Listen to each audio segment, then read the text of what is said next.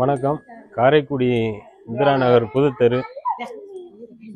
நாங்கள் இந்த பகுதியில் இருக்கிற குடும்பங்கள் இணைந்து நாங்கள் இந்த நியூஸ் சேனல் நாங்கள் தெரியப்படுத்துகிறோம். கடந்த ஒரு 25 வருஷங்களாக முடிஞ்சிருச்சு இந்த வீதி எங்களுக்கு சரி பண்ணி தரேன்னு சொல்லி. 4 எலெக்ஷன் முடிஞ்சிருச்சு. இது 5வது எலெக்ஷனில் கடந்த நாட்களில் நாங்கள் 30 குடும்பம் சேர்ந்து நாங்கள் ஒரு 2 தடவை நாங்கள் பெட்டிஷன் கொடுத்தோம். இன்னும் இந்த ரோடுக்கு ஒரு சரியான ஒரு அணுகுமுறை செய்யலை அரசாங்கம். இந்த கவுன்சிலர் அம்மா இருந்தாங்க, அவங்களும் வந்து பார்த்ததில் நாங்கள் தீவிரமாக அதை செஞ்சு தரோன்னு சொல்லி சொன்னாங்க. இப்போ லாஸ்ட்டாக பண்ணது இந்த கால்வா மட்டும்தான். அதுக்கப்புறம் பார்த்தா இப்போ 1 வருஷம் ஆயிடுச்சு. இதில் எத்தனையோ பேர் வந்து கீழே விழுந்து மழையெல்லாம் பேஞ்சா தண்ணியெல்லாம் எங்கள் வீட்டுக்குள்ளே உள்ளே போயிடும். அதுபோல் இந்த சின்ன பிள்ளைகளை வச்சுருக்காங்க குடும்பங்கள், ஒரு 4 சின்ன குழந்தை இருக்குது, அது வீட்டுக்குள்ளேலாம் தண்ணி போயிடும்.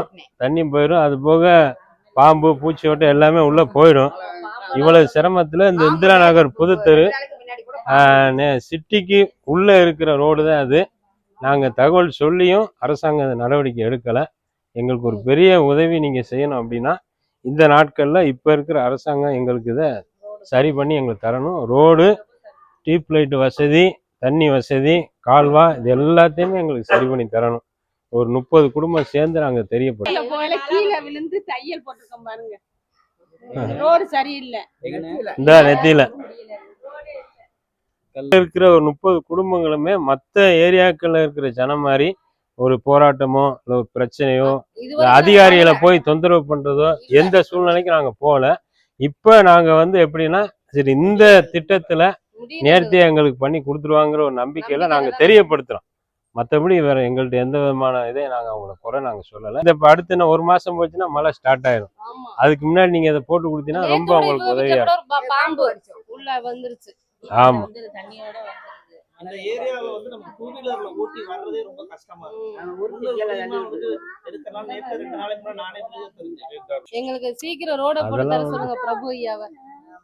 அவருக்கு தெரிய பிரபுக்கு போட்டுருக்கோம். அவர் அந்த ஐயாவா பார்த்து மனசு வச்சு எங்களுக்கு இந்த ரோட சரி பண்ணி ஏற்கனவே வந்து ஒரு அடியில இருந்துச்சு காணு. இப்ப அந்த காணு நாங்க சரி பண்ணாதான் ரோடு பண்ண முடியும் அப்படின்ட்டு 2யுமே பண்ணித்தரோம் அப்படின்னு சொல்லி சொன்னாங்க. இப்ப என்னன்னா, ரோட இதை காணை வந்து பெருசு பண்ணோன்னா எங்களுக்கு வீதி குறைஞ்சி வச்சு. இப்ப வீதியும் போடல. வீதி போட்டா கூட நாங்க ஏதாவது மூடிக்குவோம். இப்ப புலங்குறதுக்கு சிரமமா இருக்கு, ரோடும் கிடையாது. மொத்தத்துல இதுல இருக்க 30 குடும்பங்களும் கிட்டத்தட்ட ஒரு 200 பேர் 150 பேர்கிட்ட இதுல புழங்கிட்டு இருக்கிறோம். ரொம்ப சிரமப்பட்டுட்டு இருக்கோம். எங்களுக்கு வேண்டியது அத்தியாவசியம் வந்து மெயின் ரோடு. ரோடை மட்டும் எங்களுக்கு போட்டு கொடுத்தா போதும். இல்லம்மா, எத்தனை தடவை அந்த வண்டி வேலை பார்க்க வேண்டியிருக்கு. அவ்வளவு வேலை பார்த்துட்டு இருக்கோம். வண்டி இறங்கிட்டு நம்ம முக்குல இறங்கி போற மாதிரி இருக்கு. உடனே வாங்க போராட்டத்துக்கு மறி போகணும்னு கேக்குறாங்க. நீங்களும் வாங்க, வீட்டுக்கு ஒரு ஆளா வாங்க அப்படிங்கிறாங்க. அப்புறம் உங்களை ஜெயிக்க வச்சோம். போராட்டம் பண்ண அவசியம் இல்லை, நீங்க போயிட்டு நான் பாத்துக்கிறேன். எலெக்ஷன் டயத்துல இப்ப நம்ம எலெக்ஷன் டயத்துல போன எலெக்ஷன்ல என்னன்னு கேட்டா, நாங்க எல்லா வசதியும் பண்ணி கொடுத்துறேன்னு சொன்னாங்க. அவங்க அதை சொல்லிதான் நாங்க நம்பி அந்த காரியத்துல சரி இவங்களாவது எங்களுக்கு பண்ணிடுவான்னு சொல்லி இருக்கிறோம். கடைசியில பார்த்தா நீங்க எங்களை போராட்டத்துக்கு வாங்க, மேயர்ட்ட எழுதி கொடுங்க, துணை மேயர்ட்ட எழுதி கொடுங்க, வாங்க. அந்த அம்மா ஜெயிச்சு அவங்க ஹாஸ்பிடலுக்கு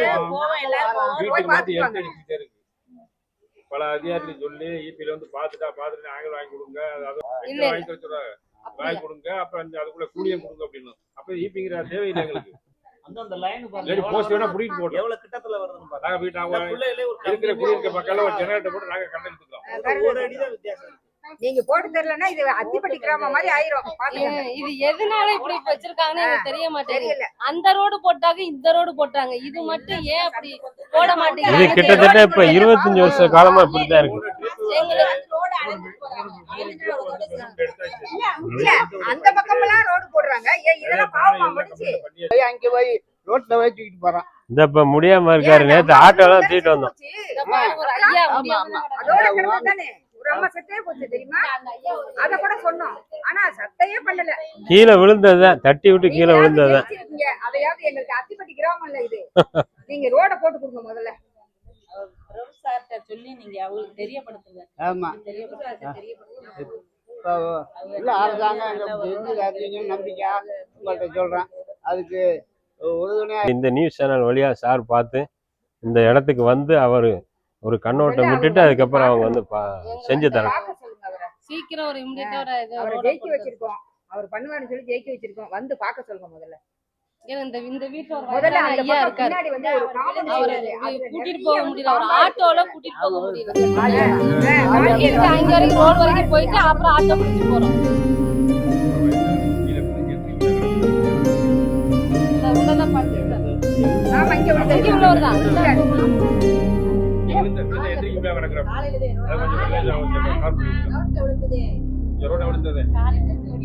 எங்கள் வேண்டுகோள் என்னவெனில் இந்த ஏரியாவில் அதிகப்படியான குழந்தைகள், சிறுவர்கள், வயதானவர்கள் பலர் உள்ளனர். அதிகப்படியான பாதிப்பும் இழப்பும் கூட நடந்திருக்கிறது. பொருட்சேதமும் ஏராளம் இருந்திருக்கிறது. எனவே இதனை கருத்தில் கொண்டு எங்களுக்கு இந்த அடிப்படை தேவையானது பூர்த்தி செய்து தர வேண்டும் என்று வேண்டிக் கொள்கிறோம். வணக்கம் மக்களே. தற்போதைய வீடியோவில் வந்து மக்களுடைய சூழ்நிலை என்னங்கிறத நம்ம இப்போ பார்த்தோம். இது போல் நிறையா காரைக்குடி சுற்று வட்டாரத்தில் நிறையா மக்கள் வந்து இந்த மாதிரி பாதிக்கப்படுறாங்க. அவங்களுக்கெல்லாம் அந்த வீடியோவை கொண்டு சேர்க்கணும். சேர்த்து நீங்கள் டிஎம் பண்ணுங்கள். வாய்ஸ் ஆஃப் காரைக்குடி நியூஸில் எங்களால் முடிஞ்ச உதவி நாங்கள் பண்ணுறோம்.